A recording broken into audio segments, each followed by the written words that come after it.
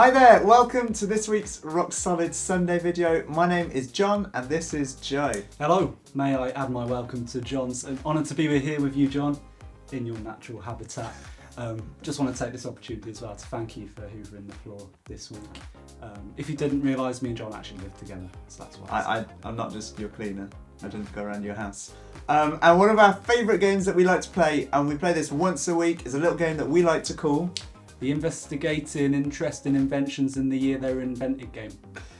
It's a catchy title. Yeah. So we've both thought up 4 different objects, and your challenge is to guess in which year they were invented. We don't know what each other's objects are, we don't know when they were invented, so you need to grab a pen and a piece of paper now and see if you can guess them correctly as you play along. So, are you ready for the first object, Joe? I think so. First object is the abacus. When do you think that was invented? 1542. Alright, okay. We're going to reveal the answers after the pause, I think. So the second object is the calzone. The little fold-over pizza thing. The calzone or calzone? The il calzone. Okay, I think this is an old one. I reckon this is 1252. Alright, okay, decent. My next one is the iPhone. When was the iPhone invented? I don't have an iPhone, so I don't know. 2006. Okay. And then finally, the donut. When was the first donut created? Donut's a donut, innit? 1954. Alright, okay. You've locked your answers in. Yeah, I'm confident. Have you got 4 for me? Of course. So the first one, when was the jigsaw invented? Ooh. Okay. I reckon it's something like 1624. Okay. Not bad. Next, the wireless headphones. They're going to be quite recent. I think 2003. You're in for a surprise. Next one, the game volleyball. Beautiful game.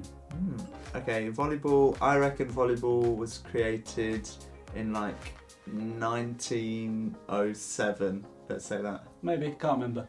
And similar, a relay race. Relay race. I reckon that's an old one. Let's say like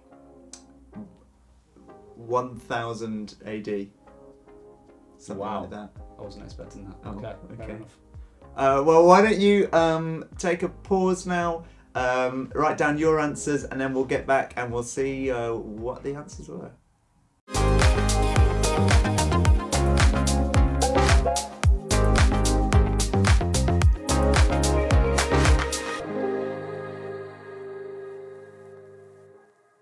So, you should have had a little bit of a chance now to have a think of when those things were created or invented. Now, Joseph, the first one I said to you was the abacus. Mm-hmm.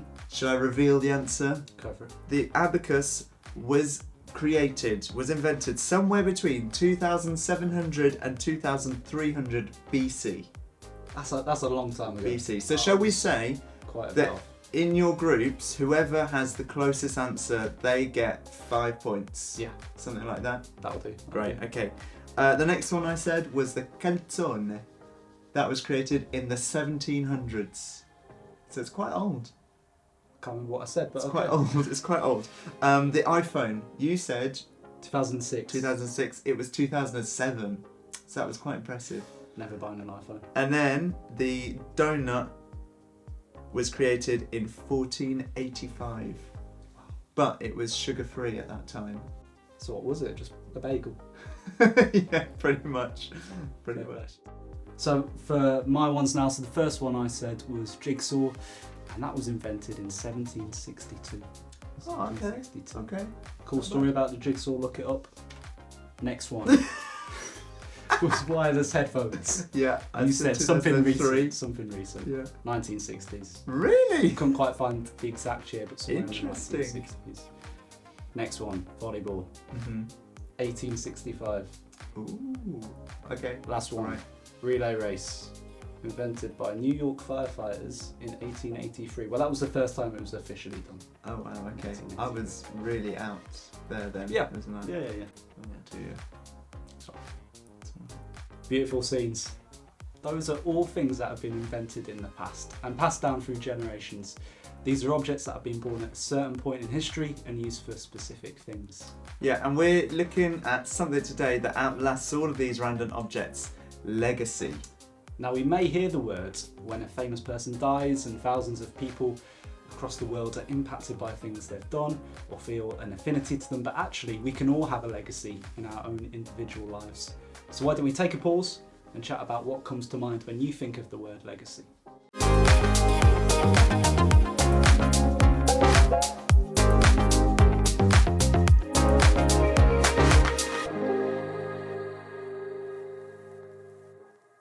Legacy is a bit of a weird one, isn't it? It's not really something that we tend to think about very often, and it doesn't come up much in conversation on a daily basis. And I think that's probably because it's such a big, long-term concept. We live in a world of immediacy, don't we? Where we can think of something and act on it straight away. We've got power in our pocket, on our phone, to find out answers to all sorts of questions, like when the abacus was created, go all around the world, or order something that's going to get delivered straight to us. And we've become a society that lives in the now. So what does it mean to take a step back from that and to look at the long term? Do we ever stop to think about how our daily actions and interactions and decisions affect our long-term direction? Joe, I don't know if you're a Hamilton fan. Love it. Love it. I know a lot of you probably are, but there's a line in one of the songs from Hamilton which I feel is quite profound. I think that's not too highbrow a word to use. And the line is this: legacy. What is a legacy? It's planting seeds in a garden you never get to see. I wrote some notes at the beginning of a song someone else will sing for me. Now, legacy is all about what you leave behind once you're gone, your mark on the people and the worlds which survive you, the long-lasting impact of events or actions that take place in your life. Yeah, so as we open up the Bible, I want you to think about the kind of legacy that this verse is referring to. We're going to read from Psalm 145 verse 4. One generation will declare your works to the next and will proclaim your mighty acts. So why don't you grab a Bible now and find that passage for yourself. What has legacy got to do with this verse?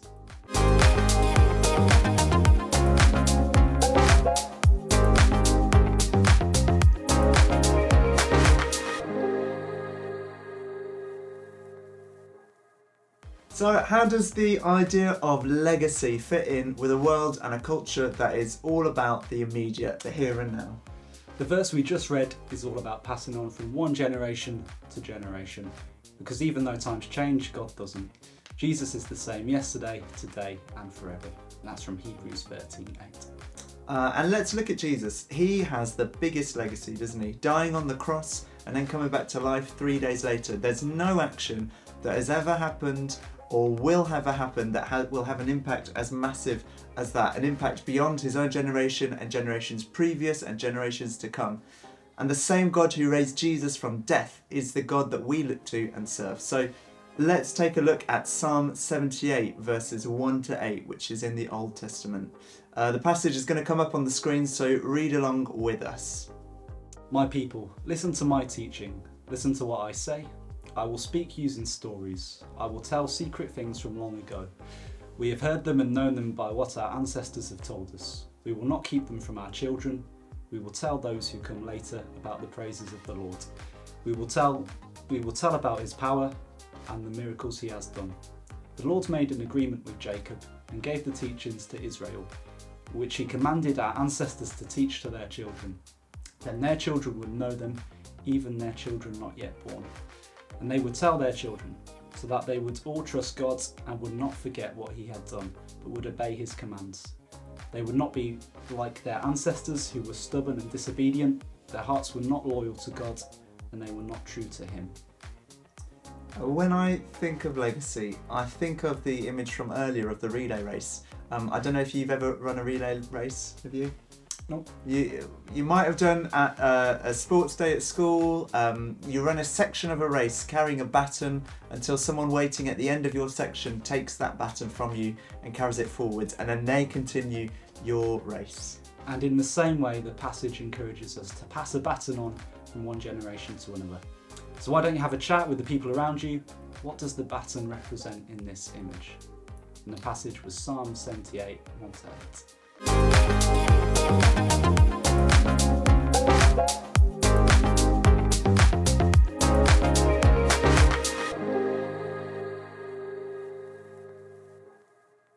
We've been living for the past couple of years in a strange time where we've got used to talking about infection and learning about how viruses are spread, trying to get our heads around how fast infection can spread. And our calling as followers of Jesus is to spread the good news about Jesus too. Not spreading in the way you'd spread Marmite on toast, but spreading in the infectious, advancing sense, being passed on and on, spreading out and growing. I do love Marmite though. It's okay. And Jesus' disciples, they got this. They understood what it means to pass the baton on. Jesus' disciples, the ones who were with Jesus when he was walking on the earth, understood it was their mission to share what they'd seen and heard and knew about Jesus with others. Yeah, and your mission, should you choose to accept it, is the same. Legacy is all about what you're known for, what people will remember you for, how people will perceive you. So what does the baton you're carrying look like?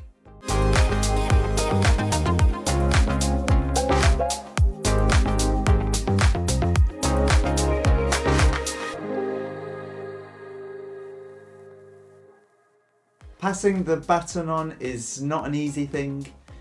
Shaping your legacy isn't something you can do in a day. It's something that you live out throughout your life. But how will the legacy you're shaping impact how you live your life? Because you are the church of today, as well as tomorrow. Don't wait to be given the baton, take it now. Generations before you are rooting for you to change the world, and changing the world as the first Christians understood is only done by remembering what God has done and then committing your life to live for him. So let's pray now. You might want to take some time to pray in your groups during the next pause. Pray that you'd leave behind a legacy that sees you pass on that baton well, just like Jesus' disciples did.